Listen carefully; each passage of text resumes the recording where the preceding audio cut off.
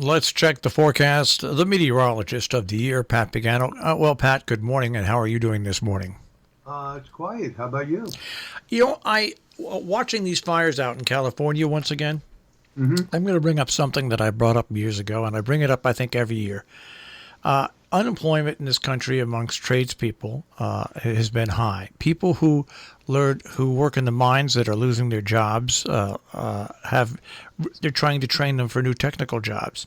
I have never understood why anybody who works in an industry that is, let's say, the oil industry, the natural gas industry, the coal industry, why these people, because they're basically really good laborers who work very hard and can learn something, why this country doesn't construct a water pipeline that covers all 50 states. So when certain states have certain disasters, whether it's tainted water, whether they have massive fires, whatever, why that water is not available.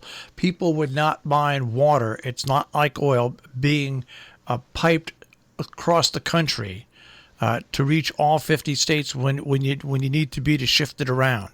I don't understand why that doesn't happen, because when you look at it, California, the weather is so extreme. People are so stupid with these stupid parties where they don't care. Things get lit up. Once California starts burning after their wet season, there's no answer to it. There's no answer to it. So I just look at this and I say to myself, this country really is not prepared for things like this, and it should be.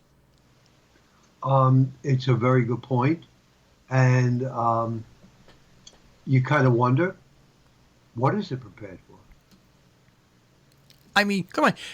And I'm not blaming this on California because there's individual state, but this country always seems to be impacted by hurricanes, by nor'easters, by fires. The only thing it seems that the country is ever really prepared for are snowstorms and quick cleanup after tornadoes. But other than that, I don't understand it. You can't prevent snowstorms or tornadoes. What you do is you try to minimize the damage, get it fixed as possible, and move on. And that happens in all those cases. But then you look at all these other. I don't know, what it's going to take. Is it year after year where we just don't learn? Well, I mean, we could go right back to the tropical storm that we had. Yeah. Whatever his name was. When you and I were talking about, power lines and the whole bit, and we said, they should be underground. Our utility company is replacing these old 75-foot towers above line that carry high transmission power from New York State into the Falls Village power plant in case it's needed, okay? Right. You would think that because they have the right-of-way already and they have the land cleared where those things are already, that they would put these new cables underground. No, what are they doing? They're putting them back on 90-foot monopoles that they're putting them up. There's got to be a reason for it, Marshall. It's a short-sighted reason. It's money. But you know what? Invest more money now so you don't have to get events in the future.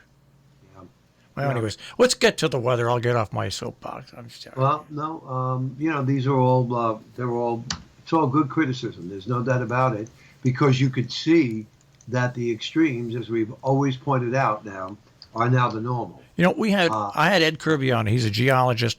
He was a history teacher for me. He was an English, great guy. He knows all about the geology of this area.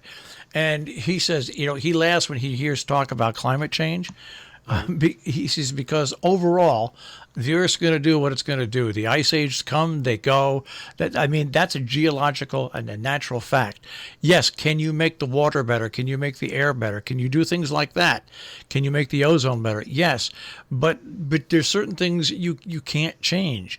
And we are in a period where there's extreme weather events, and you just think that we would learn about it. And you'd think meteorologists would just start pounding their fists and say, get your act together. Put it together. Yeah. Right. Yeah, you're right. Well, partly sunny skies will do it today, and it'll be nice and warm in the mid and upper 80s. Showers will come in very late tonight, mid 60s. We'll have showers, maybe a thunderstorm on Thursday, 80 to 85. Then it turns partly sunny, less humid Friday, mid-70s. Saturday, sunny in the mid-70s, but it's cloudy Sunday, and I think rain will develop in the afternoon. Yeah. So Saturday is definitely looking like the better of the 2 days this weekend. All right. And I'll get back to something else. Remember years ago when they put the transcontinental phone lines in? Yeah. They came through our area, okay? They came through our area. Those phone lines were put in when I was a kid. Guess what? They're still there, and they're still operating. Yeah. Yep. They're still there, and they're still operating. Isn't that amazing? Anyways, I'll get off that. So Sunday, what time will the rain start on Sunday? I'm thinking sometime in the afternoon. And will it be rain or showers? There's a difference. Looks like rain. Okay. So that means the movie at the outdoors at the Sharon Playhouse might be in jeopardy.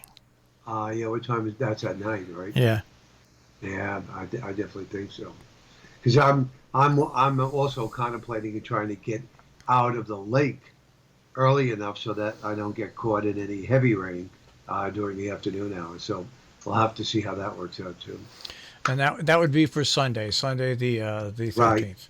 Oh, that's good because the fundraiser for the Equus Effect is on Saturday, and that's outdoors, and the comedy show at the Sharon Playhouse is on Saturday. So those two things look okay, but the movie on Sunday outdoors looks in jeopardy. In jeopardy. That's it. There's the word, in jeopardy. Jeopardy. Yes. Yeah, and aside from that, that pretty much is it. Did you get a look at the filming that you did? Did you get to look at it? I got it. Yeah, I got to look at the especially scene 2 where my heaviest lines are. I hate the shirt that I wore. I should have. Well, Helen got it for me. A friend of mine got it for me. They used it for one of their school shows. It's a bolero shirt, and it's red with the yellow. The ruffle sleeves. It's just raggedy. I didn't like the way that looked at all. Plus, I'm being critical of myself. Plus, I didn't like the way I didn't like my hair. I think my hair could have been styled better, but it wasn't. I thought my delivery was okay, but I'd rather be behind the camera. You are the talent behind the movie. Yeah. If it wasn't for COVID and people weren't shying away from all the activities up at the lake, I wouldn't have had to do this. But that's the problem. There's not as many people getting involved this year because of COVID. They're all afraid. Well, now that you're doing this honeymooners thing, okay? It's over, though. What? It's over. I mean, we did it. Yeah, you did it. But now that you've done the honeymooner thing, the next time you have a big meeting with everybody at your, with the controlling arm of your lake. Mm-hmm. All right. So now, next time you're at one of these meetings, these board meetings, and they start lipping off, I expect you to stand up and say, "Blabbermouth." Oh yeah, you're a blabbermouth. I did have one idea for next year, but it didn't go over too well. But I said, why don't we try to do something like, get this, the Golden Girls meet Burns and Allen. Or something like that. Take two of the sitcoms and put them together. And, they thought it was a novel idea, but we'll see. All right. Well, I think it's a novel idea that we're going to get to leave. Yep. And I'll speak to you tomorrow. Sounds good, Marshall. Take care, Pat. Bye-bye. Pat Pagano this morning in the Weather Center with a check on our tri-state forecast.